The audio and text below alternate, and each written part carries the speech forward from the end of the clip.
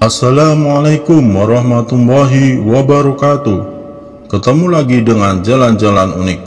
Pada kesempatan ini saya akan membahas mengenai 5 karomah Sunan Gunung Jati yang sangat termasyhur. Sunan Gunung Jati atau yang dikenal dengan Syarif Hidayatullah adalah seorang anggota dari Dewan Wali Songo yang diperkirakan lahir pada tahun 1448 Masehi. Beliau menyebarkan agama Islam di daerah Cirebon dan sekitarnya.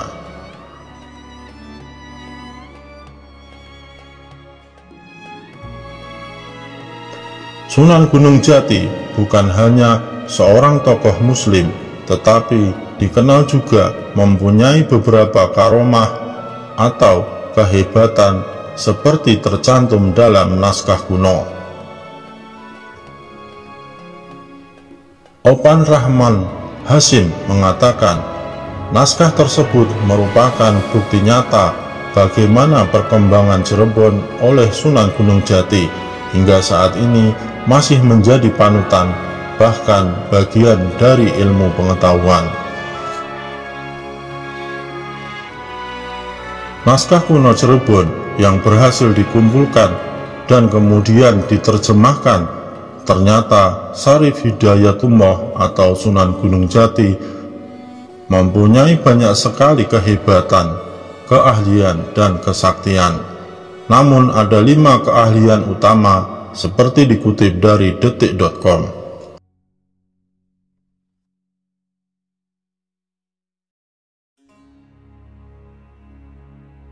Inilah 5 keahlian Sunan Gunung Jati, Cirebon. 1. Ahli kedokteran.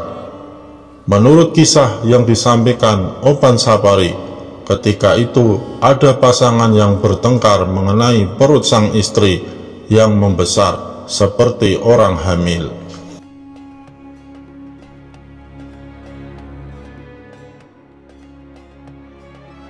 Suaminya yakin kalau perut yang membesar itu hamil, tapi istri tidak yakin.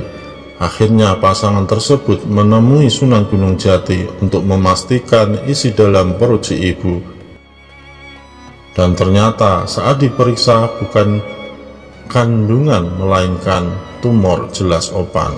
Dia juga menyebutkan Sunan Gunung Jati juga ahli ilmu kedokteran operasi tanpa bedah.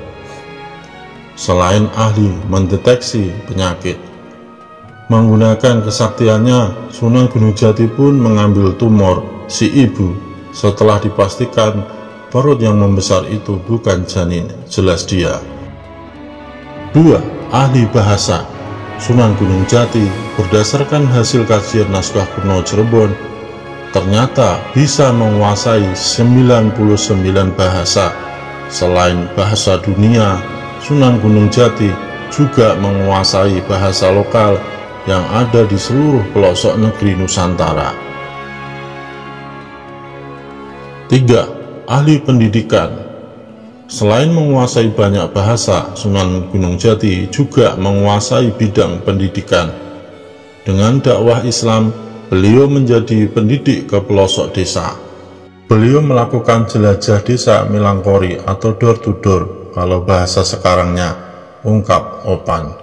Para murid Sunan Gunung Jati setiap sebulan sekali pada malam Jumat selalu datang ke Cirebon untuk mendengarkan pengajian.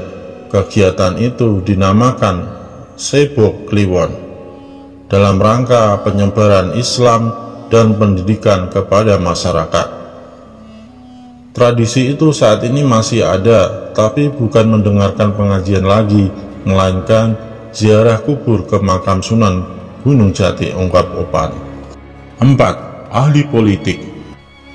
Dalam masa kejayaannya, Sunan Gunung Jati, ahli dalam bidang politik, terbukti berhasil menyebarkan Islam dan mengembangkan Cirebon.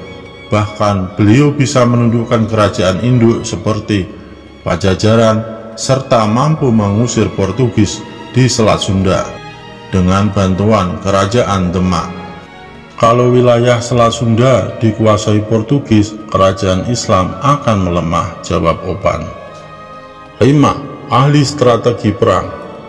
Dalam mempertahankan eksistensi wilayah Kesultanan Cirebon, Sunan Gunung Jati kemudian memperluas daerah kekuasaannya. Beliau berhasil menundukkan kerajaan Raja Galuh, Kuningan, Talaga, hingga Sunda Kelapa. Wilayah kekuasaan Kesultanan Cirebon hampir seluruh Jawa Barat dan separuh Jawa Tengah, jelas Opan.